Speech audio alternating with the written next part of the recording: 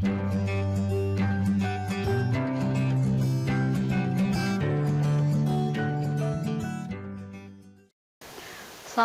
warahmatullahi wabarakatuh. Bertemu lagi dengan saya Dina Dwi Oktavia di Guru PPKN, dan ini akan membahas materi atau bahasan terakhir di kelas 8 semester 2, yaitu tentang memperkuat komitmen kebangsaan. Nah, untuk membuat komitmen kebangsaan, kompetensi dasarnya yaitu 3.6, memahami makna keberagaman dalam bingkai Bhinneka Tunggal Ika. Dan 4.6-nya adalah menyaji hasil telaah tentang kerjasama dalam masyarakat yang beragam dalam bingkai Bhinneka Tunggal Ika.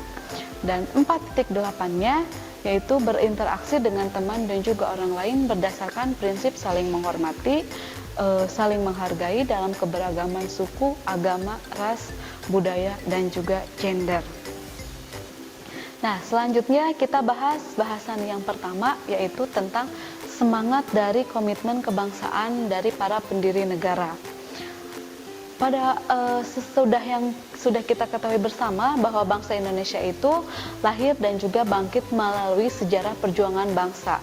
Dan kita pernah dijajah oleh Belanda dan juga Jepang. Akibat dari penjajahan itu, bangsa Indonesia itu sangat menderita sekali, terlintas atau tertindas lahir dan batin, mental maupun material, dan juga mengalami kehancuran mau itu di bidang ekonomi, politik, sosial, budaya, dan juga pertahanan keamanan, hingga sisa-sisa kemegahan dan kejayaan Nusantara seperti Sriwijaya dan juga kerajaan Majapahit yang dimiliki rakyat di bumi pertiwi sirna dan hancur tanpa sisa. Nah, pada cendekiawan India telah menulis tentang Dwipantara atau kerajaan Hindu Jawa, Dwipa di Pulau Jawa dan juga Sumatera pada sekitar 200 sebelum Masehi. Bukti fisiknya bahwa awal menyebutkan mengenai adanya dua kerajaan bercorak Hinduisme pada abad ke-5 di Indonesia, yaitu sesudah yang kita ketahui bersama, yaitu kerajaan Tarumanagara yang menguasai Jawa Barat, kerajaan Kurtai di pesisir Sungai Mahakam yang ada di Kalimantan. Nah, sejak tahun 1900, nama Indonesia itu sudah menjadi lebih umum, banyak terdengar di kalangan akademik di luar Belanda. Dan golongan nasionalisme Indonesia menggunakan nama Indonesia untuk ekspresi politiknya. Adolf Bastian dari Universitas Berlin mempopulerkan bangsa Indonesia atau nama Indonesia melalui bukunya yang berjudul Indonesian Oder die Insel des Malaysian Archipels pada tahun 1884 sampai 1894. Dan kemudian sarjana bahasa Indonesia pertama yang menggunakan nama Indonesia pada saat itu adalah Suwardi Suryadiningrat atau Ki Hajar Dewantara ketika ia mendirikan kantor berita di Belanda dengan nama Indonesische Persbureau di tahun 1913. Nah, para pendiri negara merupakan contoh yang baik dari orang-orang yang memiliki semangat juang yang kuat dalam membuat perubahan, yaitu perubahan dari negara terjajah menjadi negara yang merdeka, yang kemudian negara yang sejajar dengan negara-negara lain yang ada di dunia. Selanjutnya kita bahas bagaimana sulitnya dan kerasnya perjuangan para pendiri bangsa yang ada di Indonesia, yaitu Insinyur Soekarno, Muhammad Hatta dalam memperjuangkan kemerdekaan Indonesia. Sekarang kita bahas dulu Insinyur Soekarno. Insinyur Soekarno merupakan presiden pertama dari Republik Indonesia, dan pada waktu itu Soekarno yang biasa dipanggil Bung Karno itu lahir di Blitar, Jawa Timur pada tanggal 6 Juni 1901 dan juga meninggal di Jakarta pada tanggal 21 Juni 1970. Dan ayahnya bernama Raden Sukemi Surodiharjo dan ibunya bernama Ida Ayu Nyoman Rai. Perjuangan Insinyur Soekarno didasarkan semangat dan komitmen akan kemerdekaan Indonesia. Jadi di sini semangat mengandung arti tekad dan dorongan dari hati yang kuat untuk menggapai keinginan dan juga hasrat-hasrat tertentu. Untuk komitmen, yang dimaksud dengan komitmen itu sendiri adalah sikap dan perilaku yang ditandai oleh rasa memiliki, memberikan perhatian, serta melakukan usaha-usaha untuk mewujudkan harapan dan cita-cita dengan sungguh-sungguh. Selanjutnya, Muhammad Hatta. Dr. Haji Muhammad Hatta itu lahir di Bukit Tinggi pada tanggal 12 Agustus 1902.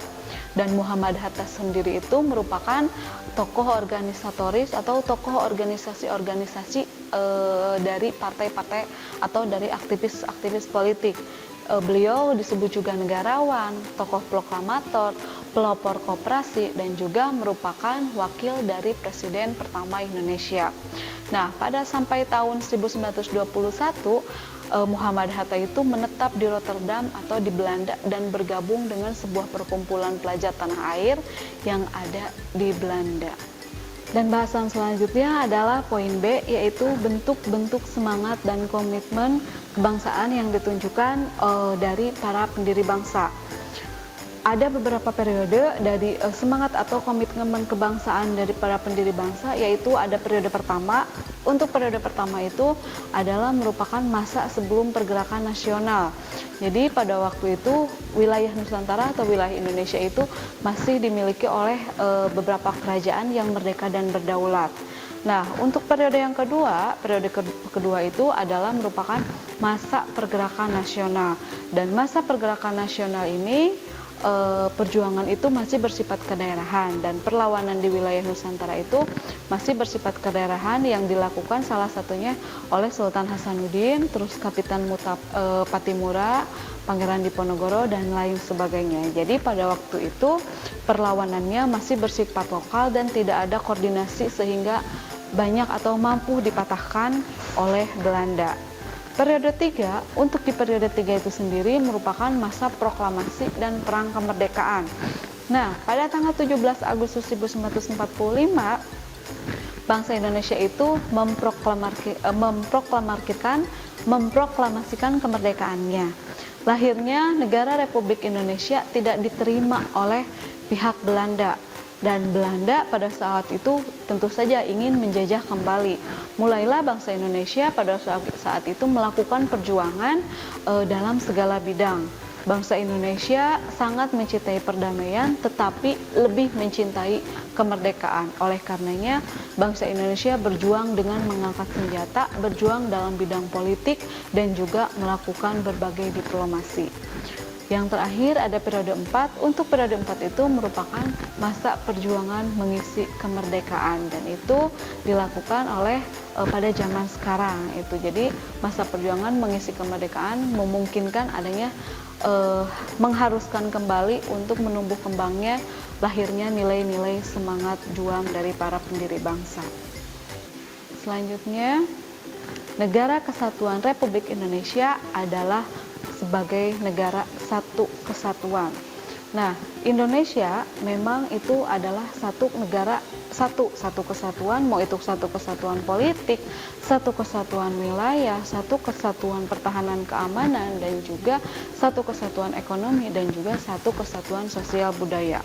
Untuk satu kesatuan politik bisa dilihat dari Indonesia itu meletakkan Pancasila sebagai dasar negara dan juga sebagai falsafah serta ideologi dari bangsa dan negara. Jadi Pancasila itu melandasi, membimbing, dan mengarahkan bangsa menuju negara Indonesia dengan tujuan nasional negara.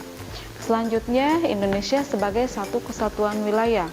Dalam satu kesatuan wilayah, jadi seluruh wilayah Indonesia itu dengan segala isi dan kekayaan alam yang terkandung di dalamnya merupakan satu kesatuan wilayah, wadah, ruang hidup, dan juga kesatuan yang mutlak bagi seluruh bangsa Indonesia. Selanjutnya, mewujudkan perilaku semangat dan komitmen kebangsaan dalam kehidupan. Perilaku semangat dan komitmen kebangsaan dalam kehidupan bisa ditunjukkan salah satu contohnya dengan cinta tanah air, terus ada membina persatuan dan kesatuan, rela berkorban, terus pengetahuan bangsa dalam mempertahankan NKRI, dan juga ada sikap dan juga perilaku menjaga kesatuan Republik Indonesia.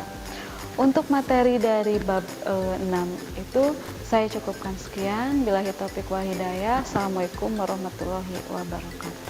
Kunjungi sosial media lainnya seperti website kami di pkbmalfatah.com, Facebook PKB Malfatah Mananjaya, Instagram PKB Malfatah _official. Dan terima kasih telah klik video ini. Jangan lupa like, comment, share, and subscribe untuk menunjukkan dukungan kamu terhadap channel ini. Enjoy the video PKB Malfatah.